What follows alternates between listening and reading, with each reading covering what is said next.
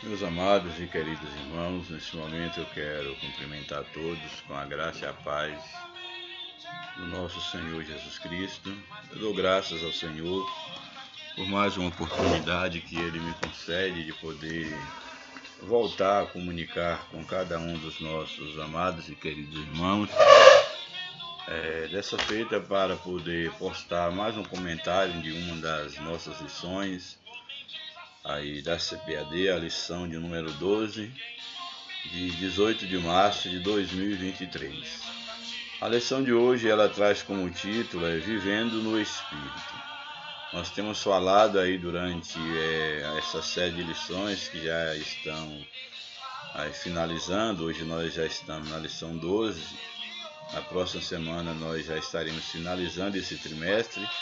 E nós temos tido a oportunidade de, durante aí essas 11 semanas que passaram, estar fazendo comentários em torno da temática envolvendo o mover do Espírito, o Pentecoste, o batismo no Espírito Santo, envolvendo a obra do Espírito Santo como sendo aquele que vem avivar a vida da igreja. E hoje nós teremos a oportunidade de estarmos estudando a lição de número 12, de 19 de março de 2023, e ela hoje apresenta o título, como nós já falamos, Vivendo no Espírito.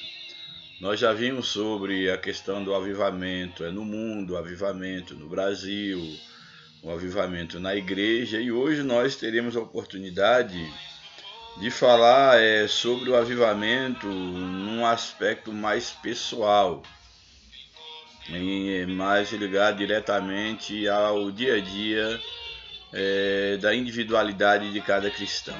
E eu acho bastante interessante essa abordagem, porque nós teremos a oportunidade então de ver a necessidade que cada um de nós temos individualmente de termos uma vida cheia do Espírito Santo. Como eu já tenho dito aqui, se ficarmos aguardando um avivamento a um passo de mágica e cada um de nós não buscarmos ter uma vida avivada, isso não passa de uma fantasia. É necessário que cada um de nós sinta a necessidade de encher-nos da presença de Deus, que cada um sinta a necessidade de mergulhar no rio do Espírito e ser um canal de bênção para a igreja na qual nós congregamos. Então, uma vez que eu me encho do Espírito, que eu me coloco à disposição da obra de Deus, do Espírito de Deus para ser usado na obra de Deus, eu poderei fazer a diferença no ambiente onde eu congrego, ao invés de estar cobrando a mudança do grupo, a mudança do sistema, estar aí sonhando por um avivamento a nível geral, a nível mundial, quando na verdade cada cristão ele deve estar preocupado em ter a sua vida avivada e contagiar os demais através da sua experiência com Deus, da sua experiência do avivamento. Bem, então o título da lição é esse, Vivendo no Espírito. A verdade prática nos apresenta, melhor, o textuário nos apresenta, mas o fruto do Espírito é amor, gozo, paz, longanimidade, benignidade, bondade, fé, mansidão e temperança. Esse texto ele vai reaparecer na leitura bíblica em classe, portanto eu não estarei explorando nesse momento. A verdade prática, ela nos apresenta o seguinte: o avivamento espiritual traz uma realidade de vida no Espírito. Aqui é bastante interessante, porque fala que o avivamento espiritual traz uma realidade de vida no Espírito. Ou seja, aqueles que de fato têm uma vida avivada, eles passam a experimentar, a viver uma realidade até então desconhecida. Muitas das vezes nós participamos de alguns movimentos chamados de movimentos avivalistas, que dá-se o nome de avivamentos, E na maioria das vezes não passa de momentos que nós nos emocionamos, nos extravasamos na presença de Deus, principalmente através do louvor atualmente, já que a oração não tem sido mais uma via para isso, o que eu julgo ser um erro crasso da igreja, porque verdadeiro avivamento, verdadeiro experimentar do Espírito, mover do Espírito, sem uma vida de consagração, uma vida de oração, de leitura da palavra, para mim não passa de emocionalismo. É claro que Deus fala através do louvor, sem sombra de dúvida, nós sentimos a presença de Deus por meio do louvor, mas como já defendi aqui, continuo defendendo, nós não podemos acreditar o louvor a responsabilidade de tornar a igreja avivada e de fato viver o que a verdade prática está falando. E quando a verdade prática ela fala de um avivamento espiritual, traz uma realidade de vida no espírito, aqui não está falando de um avivamento esporádico, de um avivamento com dias e horas marcadas, quando algum avivalista estará trazendo uma mensagem bastante direcionada, bastante sugestiva em torno do tema, quando o Ministério de Louvor estará cantando música que toca na emoção, no sentimento das pessoas, etc. E até mesmo toca no espírito da pessoa, mas que não passa daqueles momentos, aquela meia hora, uma hora de louvor, aquela uma hora de mensagem, mas que se resume apenas àquele final de semana ou àquela conferência, seja lá de quantos dias forem.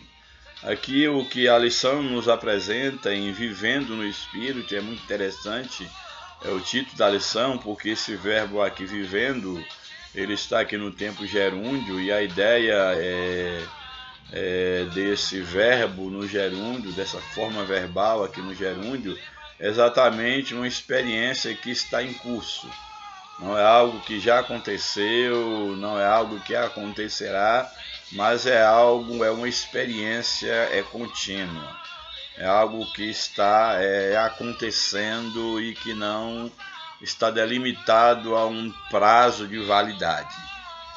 Daí a importância desse tema, vivendo no Espírito. Não é ter vivido no Espírito, não é viver no Espírito, é vivendo no Espírito. E, portanto, aqui na verdade prática, quando fala sobre o avivamento espiritual, que ele traz uma realidade de vida no Espírito, é que aqueles que realmente eles foram de fato avivados pela presença, pela morada do Espírito Santo nas suas vidas, eles passam a experimentar uma realidade de vida no Espírito. E essa realidade de vida, ela não é uma realidade que se resume ao culto de fim de semana ou a um culto de campanha, não. Essa realidade de vida no Espírito, ela passa a ser o modo de ser daquele que de fato tem uma vida mergulhada no Espírito. Aqui fala de um modo de ser, não é de um estado temporário, mas é da identidade do cristão que de fato mergulhou no Espírito, que permanece no Espírito e que permanece avivado. Então isso faz toda a diferença quando nós estamos vivendo no Espírito, quando o avivamento ele nos leva a experimentar uma nova forma de viver, que é viver no Espírito. E eu desconheço alguém que tenha descoberto esse modo de vida, essa forma de vida, esse estilo de vida, que é viver verdadeiramente no Espírito, que queira deixar de viver assim, viver diante da presença de Deus, porque de fato O Espírito de Deus, ele nos atrai, ele nos liga a Deus e nós nos tornamos um com Deus por meio do seu Espírito operando no nosso espírito, na nossa alma e no nosso corpo. Aí a leitura bíblica em classe está no livro de Gálatas, capítulo 5, verso de número 19 até o verso de número 25. Caso você queira acompanhar na sua Bíblia, aí seja aí a Bíblia física ou a Bíblia no celular, aí no seu computador, como você queira. Então vamos logo para a leitura e o comentário desse texto. Gálatas capítulo 5, verso 19 ao 25. Nos diz o seguinte: porque as obras da carne, elas são manifestas, as quais são. Aqui eu faço uma pausa antes de poder de fazer aí a descrição, a leitura das obras da carne, que é a seguinte observação que eu faço. É que o texto, logo no início, aí o verso 19, ele nos apresenta que as obras da carne, elas são manifestas. Ou seja, não há como esconder aquilo que está dentro de nós. Se você é um crente carnal, você não passará despercebido como um crente carnal. Ninguém vai trocar gato por lebre. Da mesma forma, se você é um crente espiritual, você não passará despercebido enquanto um crente espiritual. E eu acho bastante significativo determinadas expressões que são colocadas no texto, que muitas das vezes um leitor desatento, ele acaba desprezando. É o fato do verso ele começar da seguinte forma: que as obras da carne, elas são manifestas, ou seja, elas se manifestam, elas são percebidas, não há como esconder a identidade de um crente carnal. E aí na sequência ele passa então a descrever quais são essas obras da carne. E na verdade o que ele apresenta aqui são amostras de obras da carne. Não são apenas essas.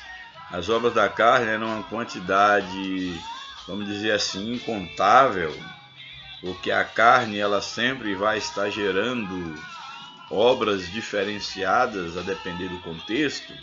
Então o que nós temos aqui é que Gálatas, Paulo aqui aos Gálatas, ele começa então aqui a enumerar algumas obras da carne que são manifestas.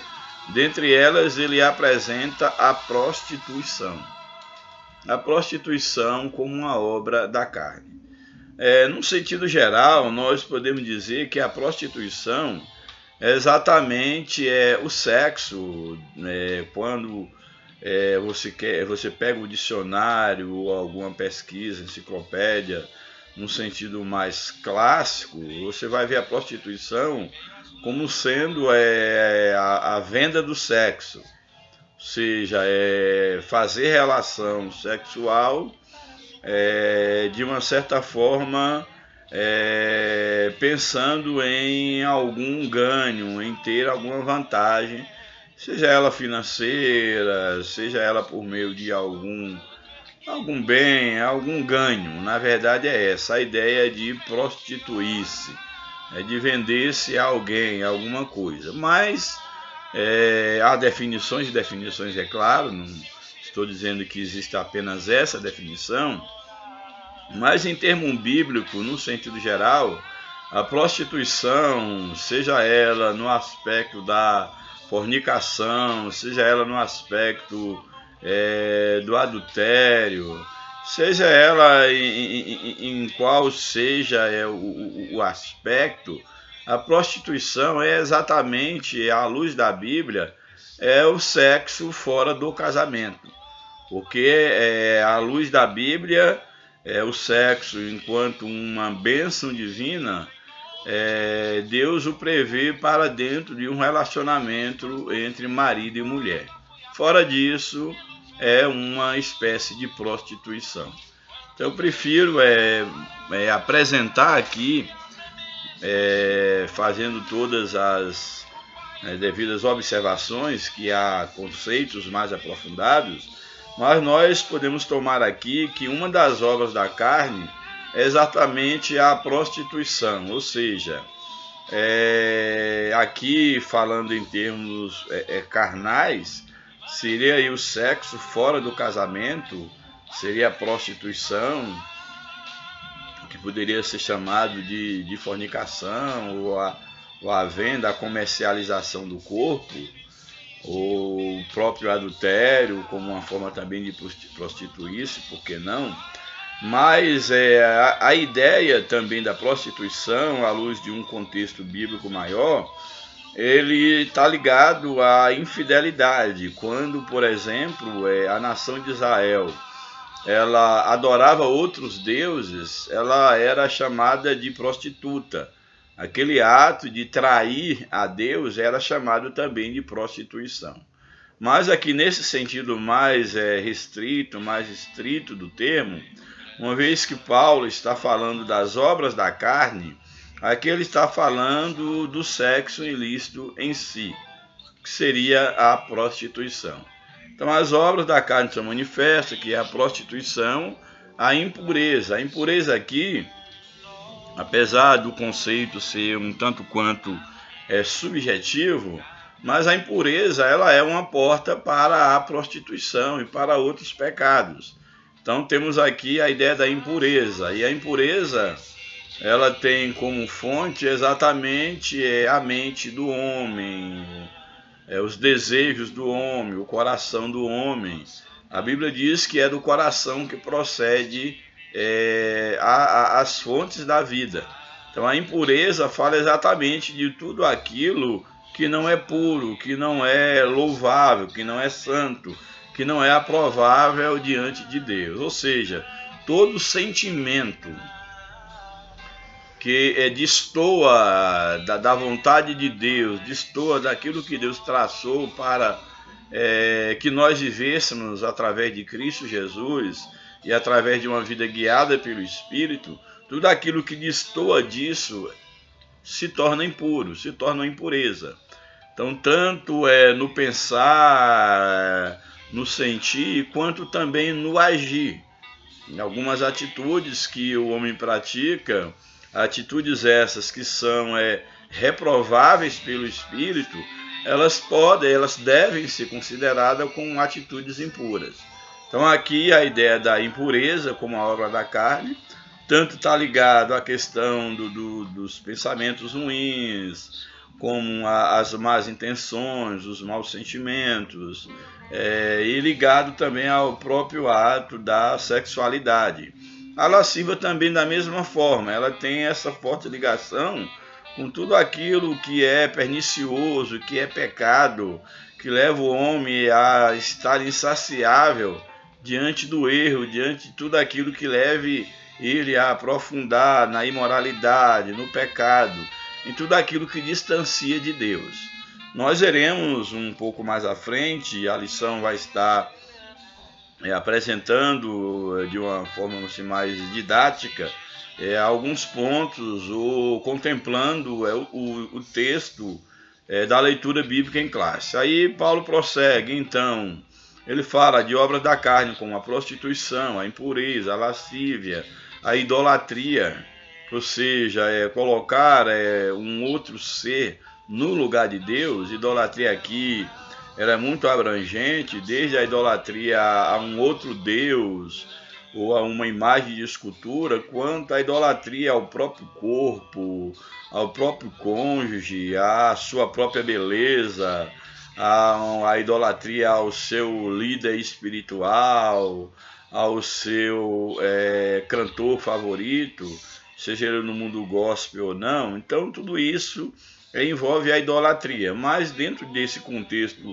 mais restrito, nós podemos ver a idolatria como sendo a prostração, a veneração a outro ser que não seja Deus, sendo de uma maneira assim bem direta, trazendo idolatria nesse sentido bem mais restrito.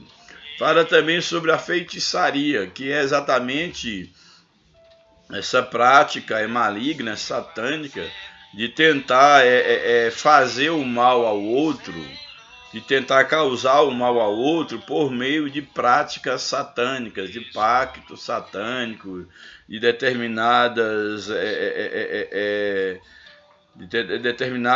práticas ocultas, determinadas práticas vistas como espirituais, mas não no sentido de fazer algo benéfico. Ainda que para alguns, não, mas a feitiçaria vai beneficiar aquele para quem encomenda o tal do feitiço. Mas, em síntese, a feitiçaria é a busca do mal de alguém. Não há nada de bom na feitiçaria. Então aqui fala, a feitiçaria envolve a questão da invocação de espíritos maus, de querer fazer o mal ao outro.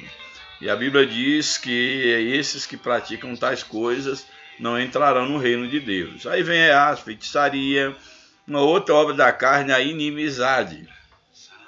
Isso aqui é muito importante, porque muitas das vezes nós achamos que o fato de tornar alguém nosso inimigo, ou nos tornarmos inimigo de alguém, é algo bobo que pode ser esquecido, apagado com o tempo. Mas a inimizade também é uma obra da carne, e toda obra da carne está ligada à influência satânica, porque a Bíblia diz que há uma lei no nosso corpo que luta contra a lei do Espírito, que essa lei que luta contra a lei do Espírito, ela é chamada também da lei da carne, que é a força da carne, a natureza pecaminosa em nós, querendo lutar contra o Espírito, contra a natureza divina, que deve ser também implantada em nossa vida para nós vivermos uma vida no Espírito Santo.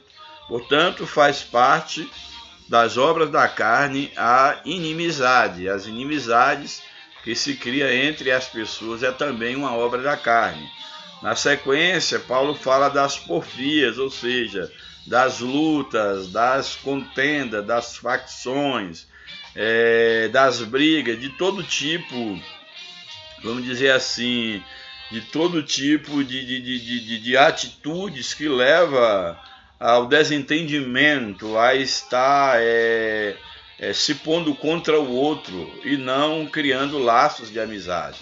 Então as brigas, de um modo geral, cabem dentro das porfias, como sendo uma obra da carne. A porfia, as emulações, e ligado à emulação aqui a gente pode colocar também a ideia de um caráter distorcido.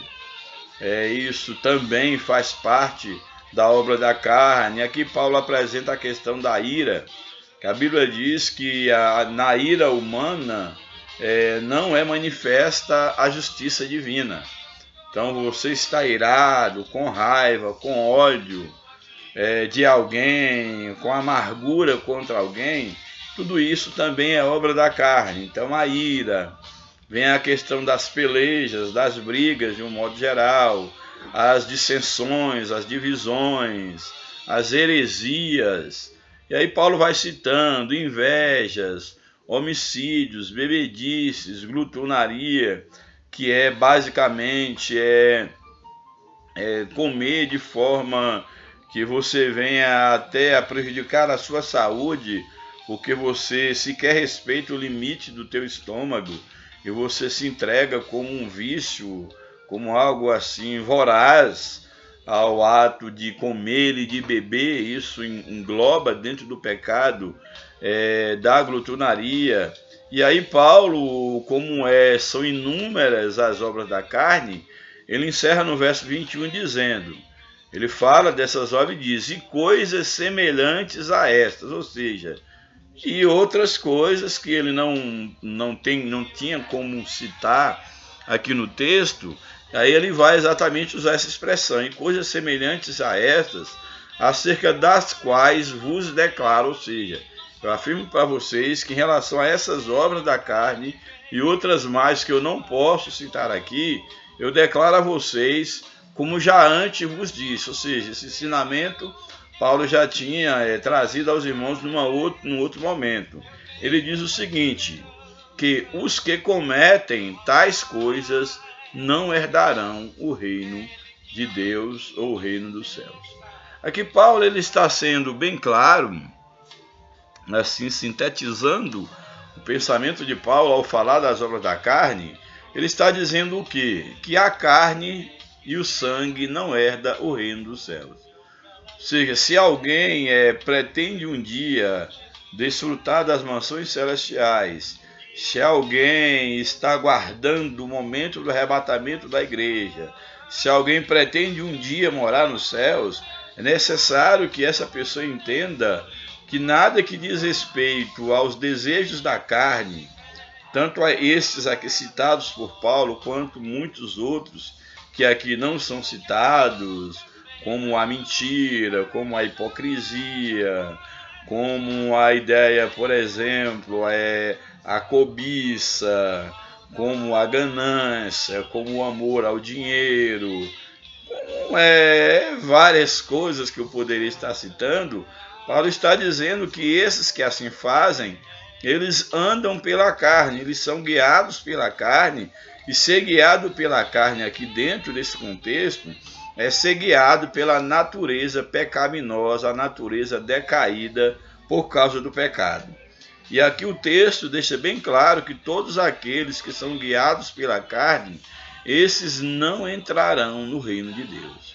Ou seja, não há nenhuma possibilidade de alguém querer ser cristão, dizer ser cristão, pretender morar nos céus, quando ele é guiado por sua natureza pecaminosa.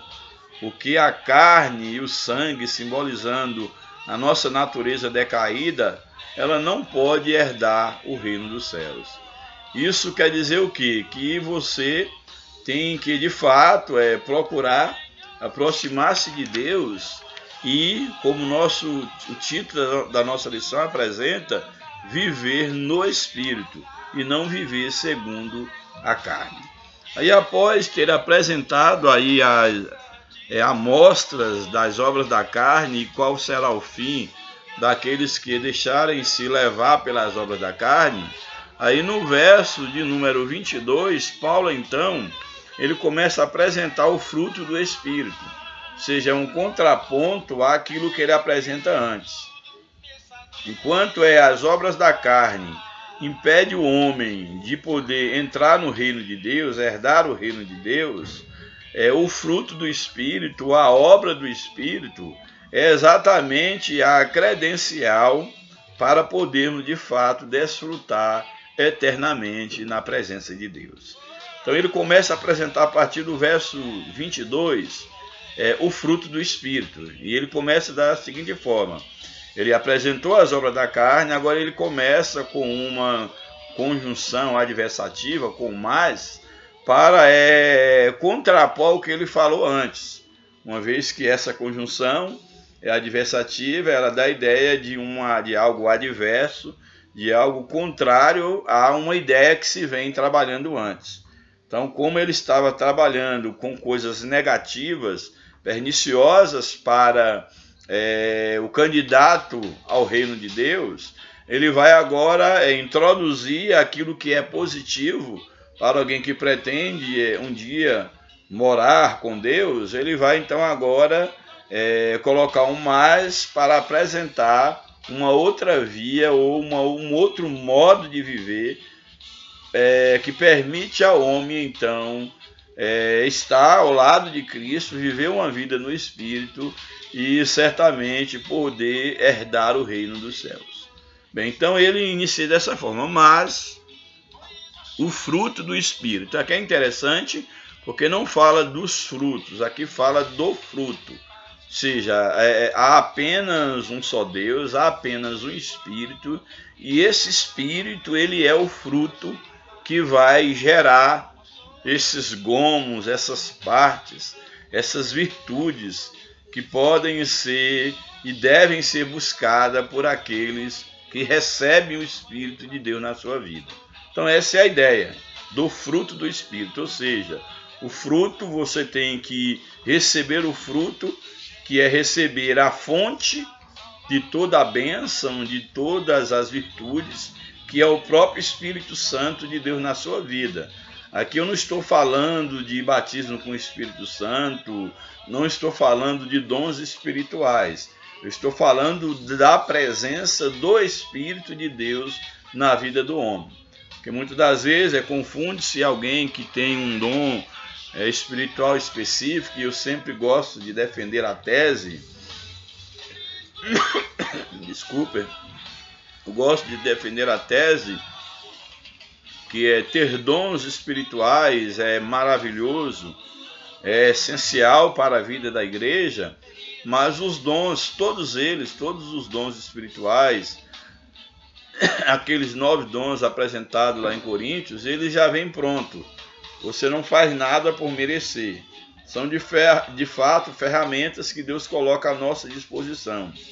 Porém, o fruto do Espírito, enquanto os dons eles vêm de fora para dentro do homem, já vêm prontos, o fruto do Espírito ele é gerado dentro do homem, de dentro para fora. E o fruto do Espírito, nós vamos passar toda uma vida, toda uma existência na geração do fruto do Espírito. Ou seja, o Espírito de Deus ele vai tomando conta do nosso ser, e à medida que esse Espírito ele vai tomando conta do nosso ser, esse fruto vai sendo gerado, e as partes, ou seja, os gomos desse fruto vai sendo manifestos. Portanto, o que Paulo apresenta aqui é exatamente isso. Olha, mas, seja em contrapartida às obras da carne, nós temos o fruto do Espírito, o qual também é manifesto. Então, da mesma forma que as obras da carne são manifestas, o fruto do Espírito também não pode estar escondido. A Bíblia diz que não se pode acender uma candeia, ou não se deve, melhor dizendo, acender uma candeia e colocar debaixo de um alqueire, de algo que abafe a sua luz. Mas a candeia deve ser colocada em um lugar mais alto, no velador, para que a sua luz ilumine toda a casa. Da mesma forma, um crente que está desenvolvendo na sua vida o fruto do Espírito, ele não pode esconder os dividendos, ele não pode esconder a manifestação do fruto do Espírito na sua vida. Como dizer, está nesse processo de desenvolvimento do fruto do Espírito, que é nada mais, nada menos do que uma vida guiada pelo Espírito, e ao mesmo tempo ninguém perceber essas mudanças. Como esconder Deus se Deus está habitando dentro de você? Não há possibilidade para isso. Então Paulo ele segue aí agora na explanação do fruto do Espírito. Ele diz o seguinte: mas o fruto do Espírito é amor. Amor aqui é o primeiro gomo do fruto do Espírito. Estou falando de gomo, é como se nós tivéssemos uma laranja, e essa laranja ela tem vários gomos, e cada gomo, apesar deles estarem ligados, mas eles podem ser separados, ali individualizados, porém eles fazem parte da laranja, do fruto laranja como um todo. Eles não são, vamos dizer assim, independentes quanto à sua natureza, à sua existência primária. Então, nesse sentido aqui, Paulo vai dizer que o fruto do Espírito, e ele vai agora apresentar as fatias, os gomos desse fruto. E o primeiro gomo do fruto do Espírito é exatamente o amor. A Bíblia diz que nós seremos conhecidos como discípulos de Jesus, como verdadeiros seguidores de Cristo, não pelo nosso discurso, não pelos dons espirituais, não porque nós nos vestimos diferentes, mas nós seremos conhecidos como discípulos de Cristo se nós nos amarmos uns aos outros. Então o mundo conhecerá que nós somos discípulos de Cristo se de fato nós amarmos uns aos outros, e inclusive amar o nosso próximo como a nós mesmos, e, se preciso for, amar até os nossos inimigos. Essa é a ideia de uma vida no Espírito. Portanto, aqui o fruto do Espírito é o amor. Algumas versões vai apresentar no lugar do amor, vai apresentar a caridade. Mas o que seria a caridade? A caridade seria uma prática do amor. Então, o amor na prática seria a caridade, ou a caridade seria uma das manifestações do amor, podemos dizer assim. Portanto, o fruto do Espírito é amor, é gozo. E a ideia aqui de gozo é uma alegria espiritual, mas não uma alegria como uma alegria de você ganhar um presente, de você receber, no caso, uma visita que você tanto esperava na tua casa, ou você passar um concurso, ou conquistar um bom trabalho, ganhar um bom salário, aí você ficar bastante alegre, feliz por causa disso. Não. Aqui está dizendo que o fruto do Espírito é gozo. O gozo é algo bem maior do que a felicidade, porque a felicidade, pelo menos num conceito humano de felicidade, ela está ligada ao ato de você ter aquilo que você deseja. Porém, o gozo é um contentamento. É você... a despeito até mesmo das dificuldades, ou a despeito das bonanças, você ter algo dentro de si que sempre te satisfaz, sempre te preenche. É você ter o seu espírito preenchido pelo Espírito de Deus. É você mesmo estando num leito, você está dentro de você, você sentir aquela paz interior, aquele preenchimento exterior, apesar da doença. Mas mesmo você estando vivendo uma vida de muita fartura, essa fartura ela não consegue abafar algo que há de mais profundo dentro de você, que é um gozo na sua alma, que nem a riqueza e nem a pobreza pode tirar. Então o gozo aqui fala exatamente do próprio resultado de ter Deus na vida, de ser preenchido pela alegria, pelo gozo da presença de Deus. Aí fala do gozo, fala da paz. A paz aqui também é muito interessante, porque a paz aqui ela não está ligada à questão das circunstâncias externas. Ah não, se eu não tenho nenhum inimigo, se ninguém está mexendo comigo, eu estou de bem com os vizinhos, com a família, com os irmãos, com os amigos, eu estou em paz. Não, a paz aqui ela é algo bem além disso. A paz aqui é que, independente das circunstâncias externas, sejam elas de bonança, seja ela de guerra, independente disso, dentro de você há uma tranquilidade santa. Dentro de você há uma calmaria, há uma paz, a despeito de estar doente, a despeito das lutas que você enfrenta e a despeito dos bens que você tem. Eles não são trocados, não pode se trocar essa paz pela quantidade de bens que você venha ter.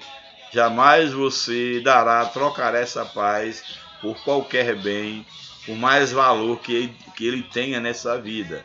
Essa é uma tentativa que eu estou fazendo para mostrar o que é essa paz, que a Bíblia diz que é a paz de Cristo, que é diferente da paz que o mundo dá. Essa paz ela não depende das circunstâncias. Também uma outra parte do fruto do Espírito é a longanimidade, ou seja, você ter um ânimo longo. Você, mesmo diante de qualquer situação, você ser longânimo. E ser longânimo aqui é tanto com aquilo que diz respeito a você, como também aquilo que diz respeito ao outro.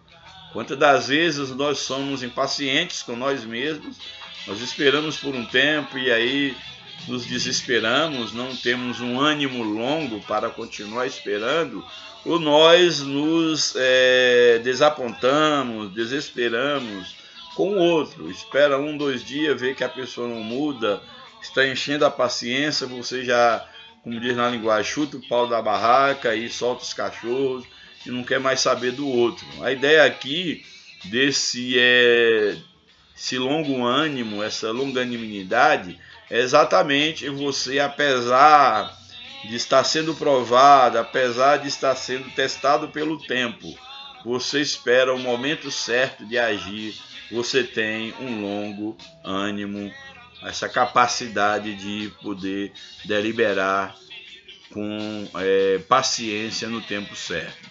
Também vem uma outra característica do fruto do Espírito, é a benignidade. Ou seja, a benignidade aqui diz respeito a alguém que tem dentro de si uma capacidade de lutar em prol ao bem. Seja em quaisquer circunstância que você perceber a possibilidade de uma briga, de uma contenda, de algo ruim, você ser aquele que luta pelo bem do ambiente, que luta pelo bem do outro. Você não tem prazer em ver o ambiente pegando fogo, em ver as pessoas indo às vias de fato por causa de uma discussão, de uma discórdia, por causa de quaisquer que sejam os problemas. A ideia aqui da benignidade, ou benignidade, é exatamente aquele que se coloca a favor do que é bom, a favor do bem. Daí a ideia do benigno ou da benignidade, que um termo enganchou aqui a língua. Bem, então temos aí, já citamos aí o amor, o gozo, a longanimidade, a benignidade, e agora vem uma outra característica do fruto do Espírito, que é a bondade. A bondade está ligado também às partes do fruto que nós já falamos, mas a bondade aqui ela é algo muito assim, muito especial de se observar. É que a bondade aqui fala não de uma bondade fingida, não de querer passar para o outro a impressão de que você é uma pessoa boa, e aí você pratica determinadas atitudes quando as pessoas estão por perto, quando as pessoas estão vendo, aí você pratica algumas obras de caridade para dizer que você é uma pessoa boa, que você tem aí a virtude da bondade. Não é isso. A bondade aqui diz respeito a uma condição de ser. É você ter o Espírito de Deus, Deus ter crescido dentro de você por meio do Espírito, a ponto de que você haja de maneira bondosa, independente de resultado, de recompensa, independente dos holofotes, independente de alguém estar vendo ou não. Simplesmente você não consegue agir diferente. Essa é a ideia do fruto do Espírito, a bondade. É você ser bom como um modo de ser, como é a única possibilidade de agir sua. E não porque você vai sentir, vamos dizer assim, forçado ou sentir como que obrigado a agir bondosamente. Então aqui a ideia aqui do fruto do Espírito da bondade é essa disposição para agir de forma bondosa, como sendo um hábito, como sendo uma virtude. Também, como fruto do Espírito, nós temos a fé. E aqui é interessante porque aqui não está falando do dom da fé, não está falando de uma fé natural, comum a todos os homens têm fé em alguma coisa, mas está dizendo aqui a ideia da fé, exatamente que aquele que desenvolve o fruto do Espírito em sua vida, ele passa a viver uma vida pela fé. E a ideia de viver pela fé é exatamente saber que Deus está aí. Se eu sofro, Deus está aí ao meu lado, eu não estou sozinho. Se eu estou na bonança, Deus também está comigo. A fé aqui eu posso fazer a leitura, que é exatamente o descansar na direção de Deus. Eu tenho que trabalhar, é claro.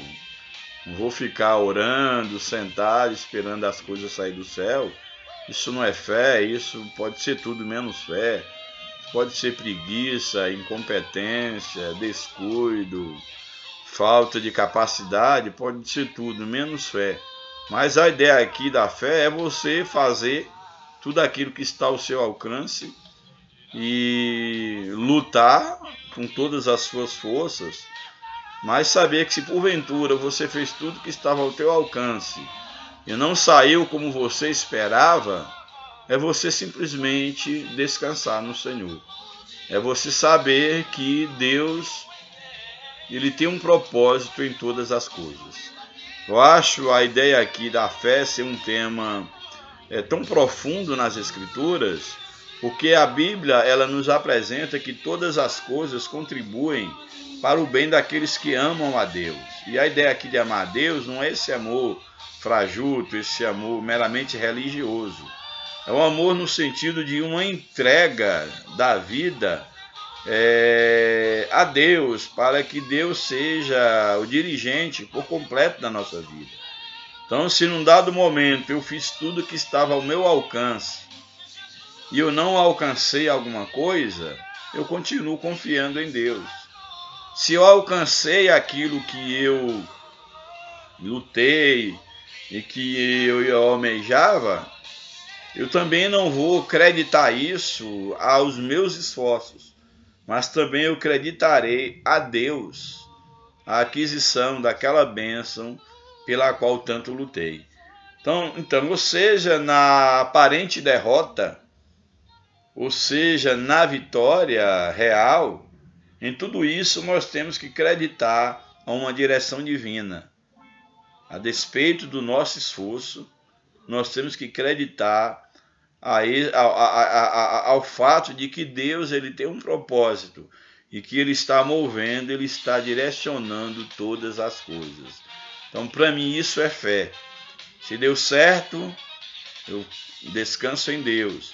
Se deu errado, eu continuo descansando em Deus. É como o exemplo de Jó. Jó, tudo deu errado na sua vida, mas ele diz para Deus: ainda que tu me mates, eu continuo descansando, confiando em ti. Então esse é o verdadeiro sentido da fé. Eu sempre gosto de dizer, principalmente para os meus alunos, quando eu toco na questão da fé, que o verdadeiro sentido da fé, ou seja, você verá a medida, a profundidade da tua fé, até que ponto você tem crescido em fé, não é apenas quando você pede algo a Deus e de fato Deus lhe concede. Isso também é uma prova de fé. Mas também quando você pede algo a Deus e nada acontece e você continua com a mesma fé, com a mesma crença, com o mesmo descansar no Senhor. Para mim, essa é uma prova ainda maior da fé que há em você. Então aí o fruto do Espírito vem essa parte, aí a fé, também a mansidão, algo muito difícil. E aqui eu chamo a atenção porque muitos têm dificuldade em falar desse fruto do Espírito, que é a mansidão, porque confunde aqui a mansidão com um temperamento ali fleumático, melancólico. E aí aqueles que têm um temperamento como é o meu, que eu sou um colérico e com uma boa dose de sanguíneo, mas que eu tenho procurado, tenho me colocado diante de Deus para que a minha natureza ela seja controlada pelo Espírito Santo. Então a ideia aqui da mansidão não pode ser confundida com o temperamento em si. Porque existem muitas pessoas que elas têm um temperamento fleumático, melancólico, que elas basicamente às vezes não têm ação diante de situação nenhuma. As pessoas inclusive aproveitam dessas pessoas e existem pessoas tão sem ação por causa do seu temperamento que as pessoas confundem que não, fulano é uma pessoa mansa. Mas às vezes essas pessoas sofrem de problemas, por exemplo, de hipertensão, de problema nervoso, de ansiedade muito profunda, exatamente porque elas, devido ao seu temperamento, elas não expõem para fora as suas angústias, ou ela não consegue se expressar, vamos dizer assim, de uma maneira, não que estou dizendo que isso seja bom, mas de uma maneira a colocar para fora o que ela sente. Mas também eu não posso dizer que aquele que é um colérico, aquele que é um sanguíneo, ele não pode, o Espírito Santo não trabalhe na vida dele desenvolvendo essa parte do fruto do Espírito que é a mansidão. Às vezes a mansidão ela não está necessariamente no fato de você não se expressar de uma maneira enérgica. Ah não, aquele irmão ele expressa, quando ele fala, ele já fala de uma maneira que dá para perceber que ele não é manso, que ele é brabo.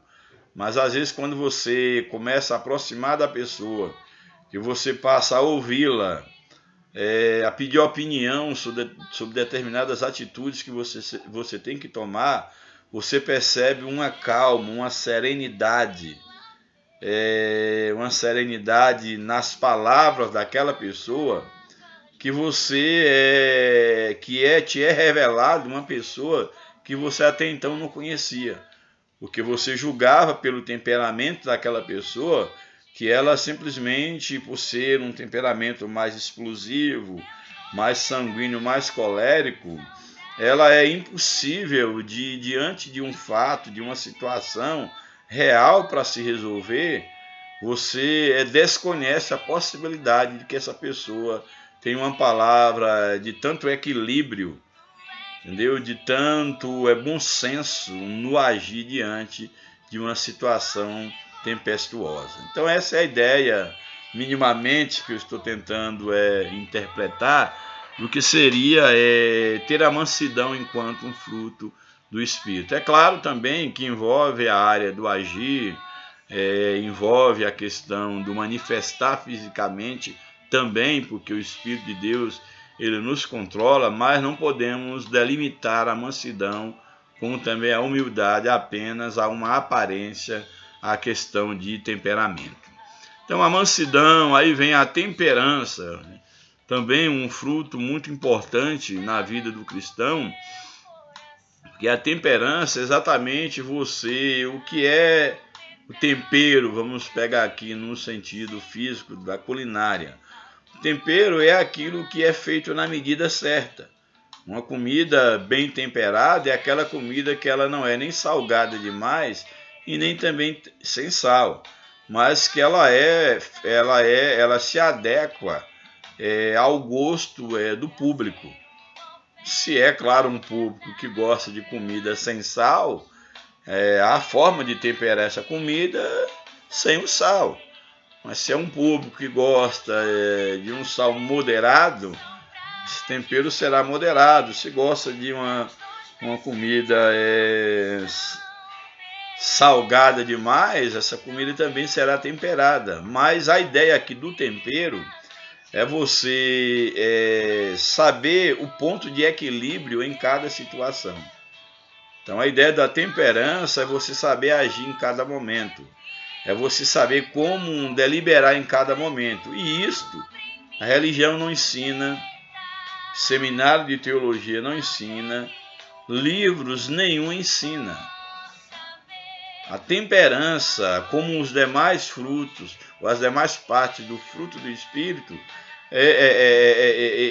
essas partes, essas virtudes, elas são adquiridas no relacionamento com o próprio Espírito Santo. Uma vida guiada pelo Espírito Santo é que vai te dizer a hora de falar e a hora de ficar quieto. Até que ponto, inclusive até o tom da sua voz. Quando é que você deve ouvir, ficar calado, não rebater, mesmo estando certo. Quando é que às vezes você tem que sair como um culpado, mesmo sendo inocente. Então eu penso, ao ver aqui essa parte do fruto do Espírito, a temperança, eu me lembro exatamente desse conceito, de você saber deliberar, saber agir no momento certo, nem antes e nem fora do prazo, nem ficar de uma certa forma, deixando de agir até que o tempo passe, o tempo de agir, como também não ser precipitado. É você evitar exatamente, você evitar esses extremos, que é você se blindar demais, você o excesso de prevenção, como Descartes coloca como sendo vício, mas também evitar o excesso que é o outro excesso, que é a precipitação. Você não pode se prevenir demais a ponto de passar o tempo de tomar a decisão, mas também não pode ser apressado em tomar a decisão fora do tempo. É você tomar a decisão no momento certo, da maneira correta. Então isso é que nós podemos traduzir como temperança. E aí o verso 23, eu acho interessante, porque quando Paulo termina de apresentar as obras da carne, ele diz o seguinte, retomando aí o final do verso de número 21, ele diz: os que cometem tais coisas, as obras da carne, não herdarão o reino de Deus. Quando ele termina de apresentar o fruto do Espírito, aí ele vai dizer o seguinte, eu acho isso aqui bem interessante, aí no verso 23 ele diz: contra estas coisas não há lei. Ou seja, a lei contra as obras da carne, e essa lei é uma lei que pune e deixa fora do reino de Deus aqueles que as praticam. Mas contra a obra do Espírito, contra o fruto do Espírito, não há nenhuma lei, não há nada que impeça esses que assim vivem de herdar o reino dos céus. Essa é a leitura que Paulo propõe aqui aos seus leitores. Contra essas coisas não há lei. E aí ele coloca aí no verso 24, e os que são de Cristo, isso aqui é bem interessante, porque ele faz uma espécie de um contraste, de um contraponto entre obras da carne e fruto do Espírito. Ele vai dizer o seguinte: e os que são de Cristo crucificaram a carne, ou seja, aqueles que são de Cristo foram crucificados com Cristo, portanto eles não dão mais vazão às obras da carne, que ele apresentou aqui algumas amostras. Então aqueles que são de Cristo, crucificaram a carne com as suas paixões e concupiscência. E aí ele fecha o verso 25, que é uma menção, ao fruto do Espírito. Quando ele vai dizer no verso 25, se vivemos no Espírito, ou seja, se temos o fruto do Espírito, se vivemos no Espírito, andemos também no Espírito. Aí você pode perguntar, mas por que ele fala vivemos no Espírito e andemos no Espírito? Não seria desnecessário ele introduzir aí o termo andemos também no Espírito, uma vez que nós já vivemos no Espírito? Mas aqui está o segredo, porque aquele que vive na carne, aquele que é dirigido pela carne, que Paulo aqui ele diz, se vivemos no Espírito. Então, se vivemos na carne, as obras serão manifestas no nosso andar na carne, ou seja, nas nossas atitudes. Aqui ele está contrapondo, então, se vivemos no Espírito, que também as nossas práticas, que andar fala de obra, fala de manifestações, de expressões daquilo que está no nosso interior. Então ele fecha o texto dizendo, olha, se de fato você vive no Espírito, se de fato vocês têm o fruto do Espírito, então ande, manifeste o Espírito Santo na sua maneira de ser. Essa é a leitura que eu tenho para esse verso. Se vivemos no Espírito, se de fato o Espírito vive em nós e nós vivemos em Deus, andemos também no Espírito. Ou seja, que nós possamos agir como pessoas que são guiadas pelo Espírito e não como guiadas pela carne. Porque a nossa forma de agir na prática, nos nossos relacionamentos, seja na comunidade de fé, seja onde quer que nós estejamos, então os nossos relacionamentos, as nossas práticas, é quem vai denunciar se nós andamos segundo a carne ou andamos segundo o Espírito. Se nós estamos desenvolvendo, manifestando as obras da carne ou manifestando o fruto do Espírito, louvado seja o nome do Senhor. Bem, aí foi a leitura bíblica em classe, já passamos aí 1 hora de relógio e eu estou tentando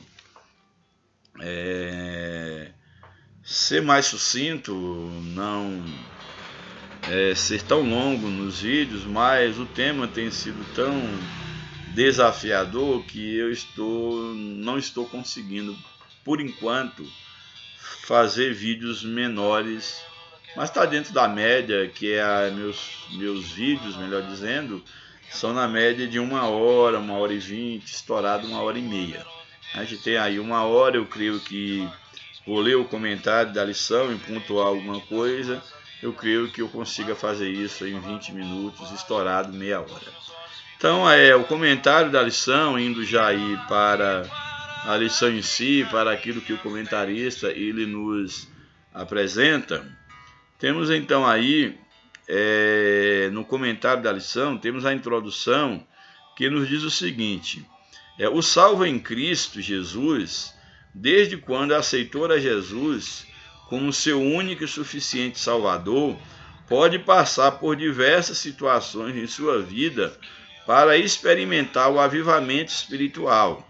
A vida cristã é uma jornada espiritual que começa no dia da conversão e prossegue até a morte, se a pessoa perseverar até o fim. Na caminhada espiritual, o crente precisa conservar-se fiel, vivendo de acordo com a vontade de Deus. Para isso, é necessário andar no Espírito. Que basicamente aqui na introdução, o comentarista ele vai apresentar que quando nós somos salvos por Cristo, quando Cristo ele nos alcança e opera em nós uma verdadeira salvação, que nós podemos passar por diversas situações e todas essas situações elas acabarão contribuindo para nós nos aproximarmos mais de Deus e termos uma vida mais na dependência de Deus, que é essa vida pessoal avivada por Deus.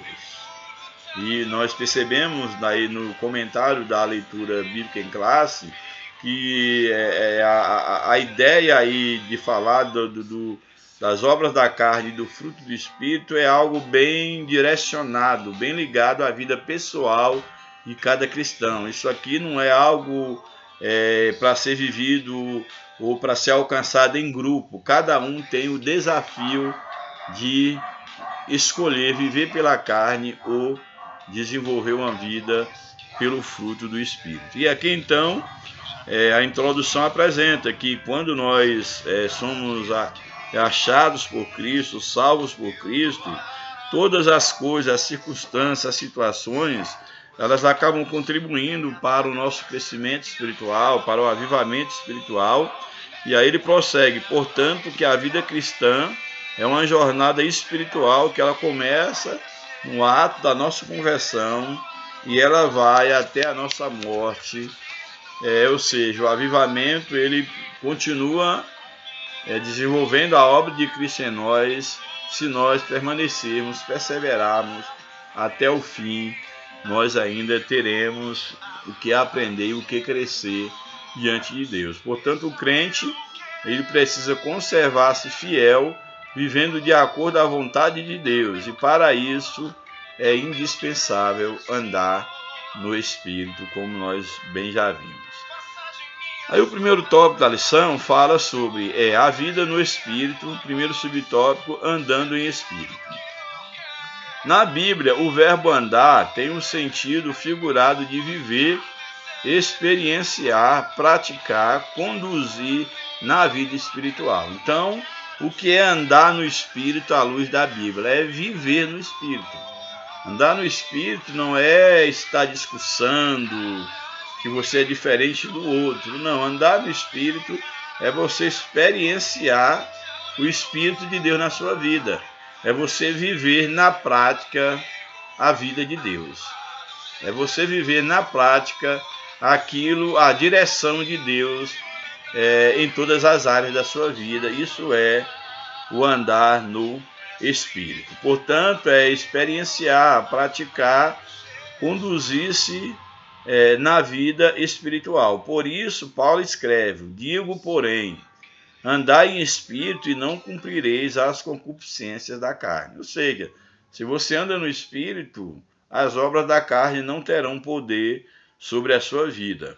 O andar em espírito, com I maiúsculo, que é espírito, aqui fala do Espírito Santo, aqui está dizendo que o andar em espírito com E maiúsculo tem um significado espiritual muito elevado e profundo. É ter uma vida cristã subordinada à direção do Espírito Santo, pautada nos ditames da Santa Palavra de Deus. É ter uma vida espiritualmente avivada. Então, andar no Espírito é ser guiado por Deus, é ser guiado pelo Espírito Santo de Deus e pelas orientações, é claro, deixadas na sua palavra. Segundo tópico, o segundo subtópico, por que andar em espírito? É uma pergunta. O crente em Jesus deve andar de acordo com o Espírito Santo para não cumprir os desejos da natureza carnal. Por que o crente tem que andar em espírito?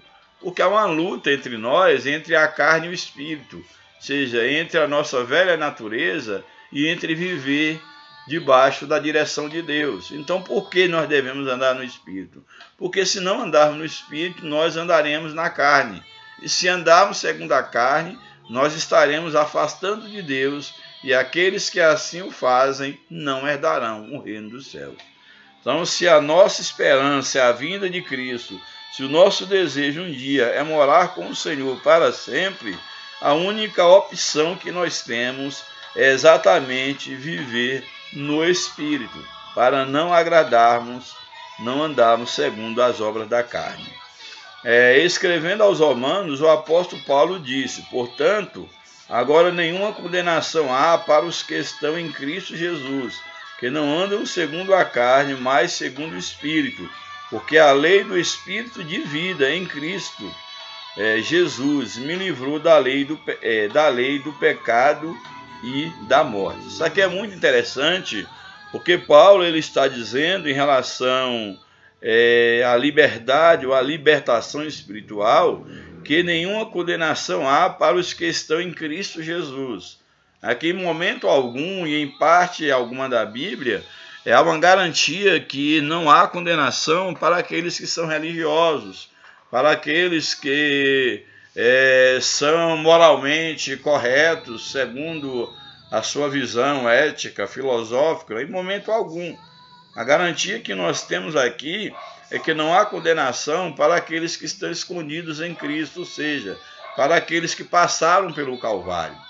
A única garantia de vida eterna, a única garantia de livrar-se da ira de Deus, que é o que você deve ter medo. Muitos aí estão com medo do inferno, mas você deve temer de fato a ira de Deus, porque é a ira de Deus que pode recair sobre o homem, e esse homem está então afastado de Deus e ir para um lugar que inclusive não foi preparado para ele, que foi preparado para o diabo e os seus anjos, que é o inferno. Mas qual a maneira, como é possível me livrar da ira de Deus? Só há um meio, através de Cristo Jesus. Porque no Calvário, toda a ira divina sobre o pecado original, sobre a humanidade, toda a ira divina recaiu sobre Jesus. Jesus recebeu sobre si toda a ira divina, para que aqueles que esconderem nele, aqueles que terem encontro com Cristo, através dele, através de Cristo, ele possa se livrar da ira de Deus. Então você deve se preocupar com a ira de Deus e saber que o único modo, o único meio, o único escape de você se livrar da ira divina é exatamente o Calvário.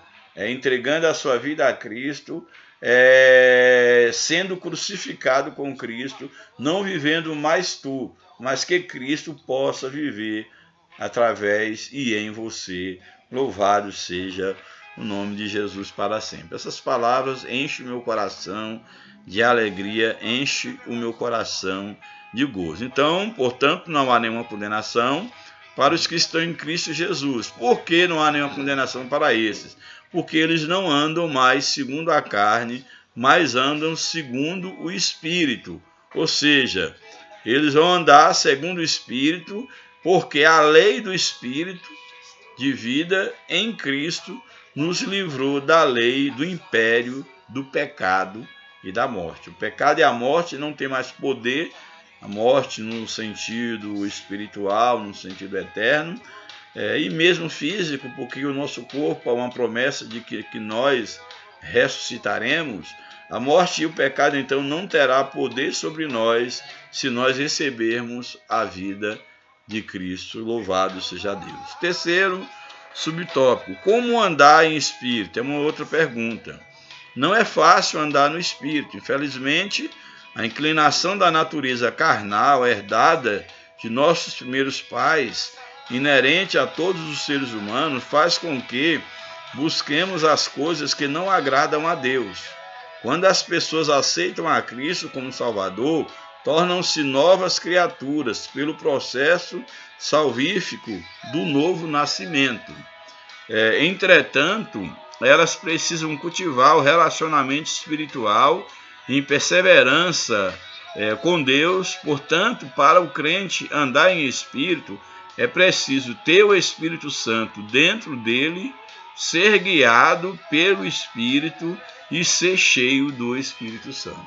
Isso aqui é muito interessante, porque aqui diante da pergunta como andar no Espírito, o comentarista ele apresenta que não é algo fácil por causa da nossa natureza pecaminosa que nós herdamos dos nossos primeiros pais. Então não é fácil andar no Espírito. Nós temos inerente à nossa natureza o desejo de pecar e de afastar-nos de Deus. Porém, o comentarista ele nos apresenta de uma forma muito acertada que quando as pessoas elas aceitam a Cristo como Salvador, ou seja, quando elas são aceitas por Cristo, essa seria a expressão mais correta, e elas experimentam um novo nascimento, um nascimento espiritual, uma transformação na sua vida, elas passam então a viver numa nova dimensão de vida. Porém, entretanto, aqui o comentarista coloca que essas pessoas precisam cultivar esse relacionamento espiritual e perseverante com Deus. Por quê? Porque a nossa velha natureza, ela sempre vai querer vir à tona. Nós estaremos cercados por tudo aquilo que tenta nos atrair de volta para a velha vida, para vivermos a velha natureza e para abafarmos a direção do Espírito de Deus na nossa vida. Daí, para mantermos esse relacionamento com Deus, é necessário o que na nossa vida? É necessário termos o Espírito Santo dentro de nós, que é o penhor da nossa salvação. É necessário ser guiado por esse Espírito que habita em nós, ou seja, que as nossas atitudes sejam manifestações de uma vida cheia do Espírito de Deus e, naturalmente, permanecer cheio do Espírito. Louvado seja o nome do Senhor. Aí nós vimos então o primeiro tópico, que é a vida no Espírito. O segundo tópico vai falar sobre a vida, o confronto que há entre a carne e o Espírito. Há uma briga, há uma guerra constante entre a carne e o Espírito. E aquele a quem você mais alimenta é que acaba vencendo a guerra.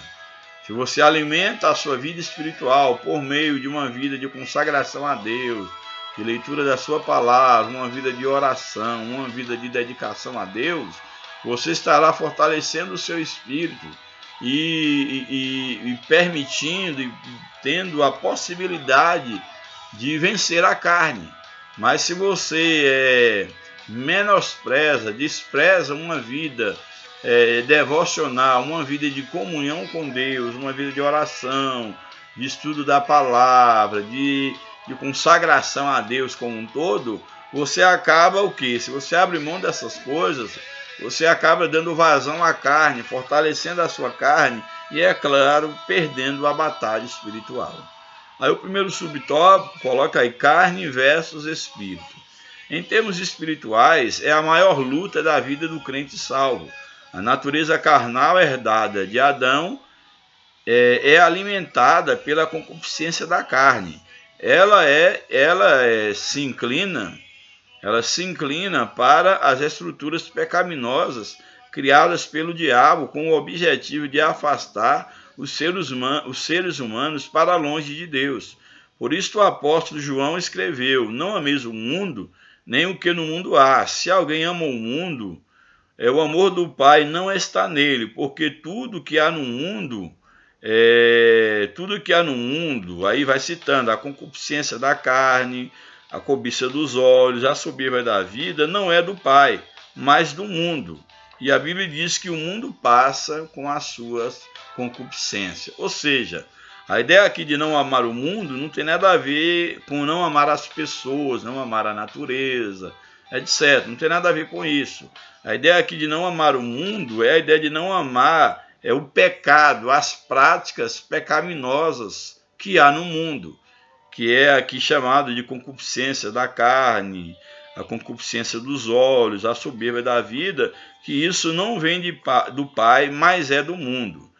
E aí o comentarista ele apresenta: infelizmente, muitas pessoas não querem saber de Deus. Elas são seduzidas e afastadas para longe de Deus por meio de vários instrumentos. E aí, quais são os instrumentos que podem afastar o homem de Deus? Aqui eu achei interessante que o comentarista ele coloca como um primeiro instrumento que afasta o homem de Deus as falsas religiões. E aqui eu acho que é um ponto que merece uma reflexão, que você possa ter cuidado para não confundir ser igreja de Cristo e ser um religioso. Que a religião ela não aproxima o homem de Deus. A religião, quando ela é bem intencionada, ela aponta o caminho para o homem voltar para Deus, que é Cristo. Porque a religião em si, ela não tem o poder de ligar o homem a Deus. Ela não aproxima o homem de Deus. Mesmo que a sua raiz etimológica, a religião, vem de religar, de ligar o homem novamente a Deus, mas a religião em si, ela não tem poder para isso. Tanto é que Cristo, ele veio não fundar uma religião. Cristo ele era basicamente anti-religião nesse aspecto da possibilidade do homem relacionar-se com Deus meramente através da religião. Ele era um judeu, participava de todo o ritual judaico, sim, porque era a sua cultura, era a religião de seus pais, etc. Mas enquanto Cristo, enquanto o Deus encarnado, ele não veio fundar nenhuma religião. O que Cristo veio foi propor uma nova forma de vida, uma vida guiada pelo Espírito de Deus. Foi isso que Cristo veio propor. Então aqui o comentarista coloca que uma das coisas que pode afastar o homem de Deus são exatamente as falsas religiões. Também ele fala por meio do humanismo satânico, que há humanismos e humanismo, mas o humanismo enquanto uma ideologia que coloca o homem como o condutor da sua própria vida, isso acaba, é claro, afastando de Deus. O materialismo, ou seja, você viver como se a matéria é o que importasse e que você não deva cuidar do seu homem interior, do seu homem espiritual, porque você é apenas matéria e nós sabemos que nós não somos apenas matéria. Então, nesse aspecto, o materialismo também afasta o homem de Deus. Como resultado, as pessoas se esquecem de Deus e procuram agradar ao diabo e à própria natureza carnal, corrompida pelo pecado.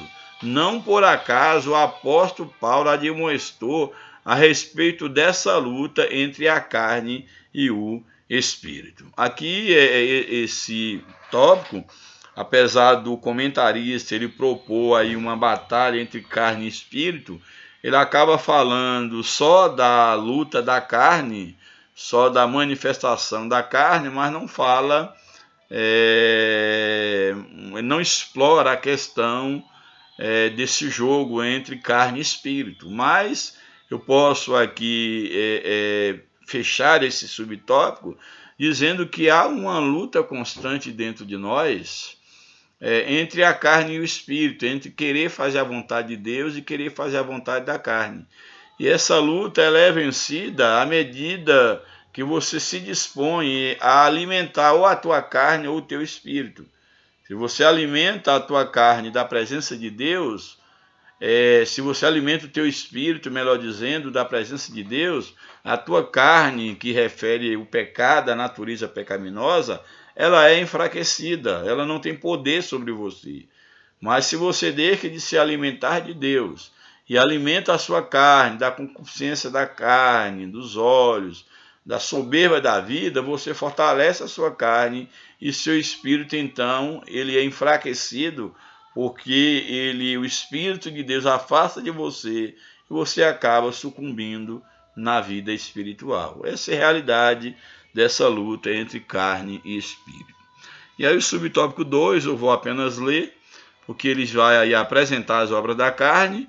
Então, em termos bíblicos, o grego sarx, que refere à carne, é a natureza decaída do homem, cuja inclinação é a prática do que não agrada a Deus. Assim, as obras da carne, segundo a epístola aos Gálatas, são as práticas, atitudes e pensamentos contrários à santidade exigida por Deus para os que são fiéis à palavra.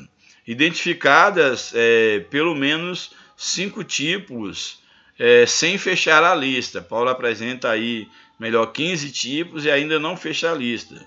Pois o autor bíblico, ele acrescenta e coisas semelhantes a essas. Ou seja, Paulo não esgota naquela lista todas as obras da carne. E aqui o comentarista, ele prossegue apresentando essas obras que nós já lemos. Essas obras podem ser classificadas em várias categorias, como práticas sexuais ilícitas, algumas delas, como a questão da prostituição, logo os primeiros na lista, aí vem a questão, por exemplo, quando segue aí a questão da prostituição, da impureza, da lascívia, tudo isso está ligado à questão da prostituição, de obras ligado à questão sexual, é isso que o autor quer dizer. Então aí elas são classificadas como práticas sexuais ilícitas, práticas religiosas, que é ligada à questão da feitiçaria, idolatria, etc. O mau relacionamento humano, o ato do mau relacionamento de um com o outro, os vícios e os maus hábitos da carne. E o apóstolo Paulo encerra essa parte da carta dizendo que os que cometem tais coisas não herdarão o reino de Deus, como nós já bem falamos. E por fim, o último tópico da lição, o tópico 3, nós já estamos aí quase atingindo 1h30. O tópico 3, o avivamento pelo fruto do Espírito. Primeiro subtópico, o fruto do Espírito. Dons e fruto do Espírito são características essenciais para a vida e o caráter do cristão. O uso dos dons espirituais sem a prática do fruto do Espírito pode ser apenas uma demonstração de egoísmo e exibicionismo. Então aqui o comentarista ele está dizendo que não basta ter os dons do Espírito, os dons espirituais, e não ter uma vida guiada pelo fruto do Espírito. Que nós podemos correr o risco de querer nos exibirmos por termos um dom que o nosso irmão não tem, que o outro não tem. Um dom que, inclusive, nós não fizemos nada para merecê-lo. Que ele veio pronto dos céus e Deus simplesmente, pela sua misericórdia, ele quis nos usar com esse dom que não pertence a nós, mas que pertence a ele, uma vez que veio dele. Nem todos os cristãos são portadores da graça dos dons espirituais, mas todos devem experimentar e testemunhar o fruto do Espírito em sua vida. Um cristão não pode dar bom testemunho sem a unidade do fruto do Espírito. Não pode ter amor sem ter fé. Não pode ter gozo, ou seja, alegria, e não ter a benignidade. Não pode ter bondade ou temperança. No caso, não pode ter desenvolver esse gozo, essa alegria, se ele não tenha a benignidade, a bondade, a temperança em sua vida. Ou seja, o fruto do Espírito é um só. E Deus vai sendo gerado dentro de nós por meio do Espírito Santo, moldando o nosso caráter. Um aspecto do fruto não pode ser dissociado do outro. Podemos usar o exemplo de uma fruta como uma laranja, que tem vários gomos, mas é um só fruto, como eu já falei. Subtópico 2. Os 9 aspectos do fruto do Espírito, que vai apresentar o fruto do Espírito, aquilo que também nós já falamos. Portanto, só vou ler. Na Bíblia, amor ou caridade, do grego ágape, é mais que filantropia, pois significa o verdadeiro amor como sinônimo do amor ágape, ou seja, é o amor de Deus no coração do homem, esse fruto do Espírito, o amor. É o gozo, é a alegria produzida pelo Espírito Santo. A paz é a paz de Deus que excede todo entendimento. A longanimidade, hoje eu estou difícil de falar essas palavras trava-línguas. Então, a longanimidade é exatamente a paciência para suportar as adversidades e os defeitos do outro. A benignidade é a qualidade de quem é benigno, é bondoso, complacente, perdoador. A bondade refere-se àquele que é bom. A fé não é a fé natural, mas a produzida pelo Espírito Santo no coração dos que creem em Deus, conforme as Escrituras. A mansidão diz respeito àquele que é manso, sinônimo de brandura, de gênio afável, sossegado, dócil, mas lembrando, não confundir com temperamento. É uma obra também do Espírito. A temperança quer dizer autocontrole, domínio próprio, é o aspecto elevadíssimo do relacionamento com os outros, com situações e fatos diversos na vida, que esse equilíbrio é diante das diversas situações. E por fim, o último subtópico desse tópico 3, contra o fruto do Espírito não há lei, não há proibições. A conclusão de Paulo sobre o fruto do Espírito é impressionante. Ele afirma de modo incisivo e categórico: contra essas coisas não há lei. E os que são de Cristo crucificam a carne com as suas paixões e concupiscências. Se vivemos no Espírito, andemos também no Espírito. Então, ou seja, não há nenhuma lei, não há nenhuma proibição para que cada crente possa aprofundar numa vida no Espírito. Nunca é demais aprofundar-se no Espírito. Não há uma lei que limita até que ponto eu devo aprofundar. Lembra lá da experiência das águas purificadoras que batiam no tornozelo, no joelho, nos lombos, e finalmente tinha que nadar naquelas águas, tinha que mergulhar.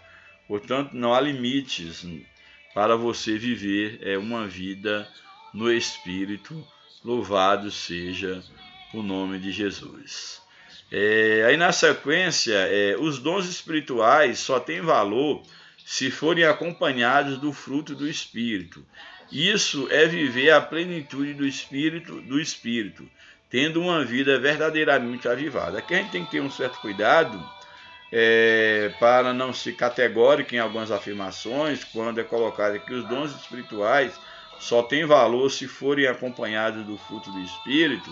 É claro, eu entendo o que o comentarista quer dizer, é que não adianta você ter dons espirituais e não ter o fruto do Espírito que diz respeito ao teu caráter.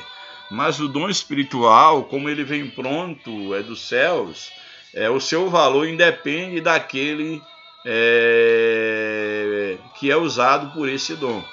O dom ele não é invalidado, ele não perde o seu valor espiritual pelo fato daquele que é usado não ter uma vida diante de Deus. Ele não perde o seu valor. Então eu quero fazer essa observação para não ser assim totalizante a ponto de dizer que os dons não têm valor se eles não for acompanhados com o fruto do Espírito. Ele pode não ter valor no sentido de não trazer nenhum benefício para aquele que tem o dom, se ele não tem o fruto do Espírito, porque ter um dom, ser usado por um dom, isso não é garantia de salvação, não é garantia de uma vida com Deus. Deus, ele pode usar quem ele quiser, com o dom que ele quiser. A Bíblia diz que Deus, se faltarem homens, há um contexto bíblico que Deus diz que das pedras ele poderia suscitar filhos a Abraão. O que quer dizer isso nesse contexto? É que se faltarem crentes, se faltarem pessoas que se dizem cristãs, para fazerem a vontade de Deus, Deus pode usar o ímpio. Deus pode usar qualquer pessoa, inclusive o próprio diabo. Deus pode usar, e ele está a serviço de Deus para fazer apenas aquilo que Deus lhe determina. Então isso tem que estar muito bem claro, que de fato é ter um dom espiritual e ter uma vida distorcida do fruto do Espírito. Isso não vai invalidar o dom espiritual em si, porque o dom ele é divino. O dom ele não nos pertence, o dom ele é o dom do Espírito Santo. Louvado seja o nome do Senhor.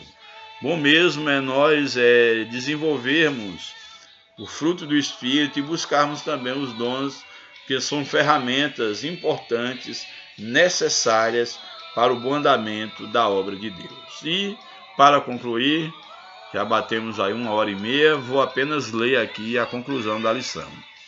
Crentes avivados são beneficiados com grandes bênçãos da parte de Deus, pois eles andam em espírito e não andam conforme as concupiscências da carne. Lembrando que essas bênçãos, grandes bênçãos da parte de Deus, não pode ser confundida com riquezas materiais. Deus ele pode nos cercar de bens materiais, sim, se houver um propósito. Se não houver, nós continuaremos tendo uma vida simples, mas vivendo segundo a vontade de Deus. Louvado seja o nome do Senhor. Além dos dons espirituais, o crente, o cristão, o salvo, ele tem o fruto do Espírito, que é o amor, o gozo, a paz, a longanimidade, benignidade, bondade, mansidão e temperança. Essas são as riquezas, as verdadeiras riquezas que o cristão recebe da parte de Deus, a mansidão, a temperança, etc. Por isso, Deus concede bênçãos em abundância sobre os crentes que andam e vivem no Espírito.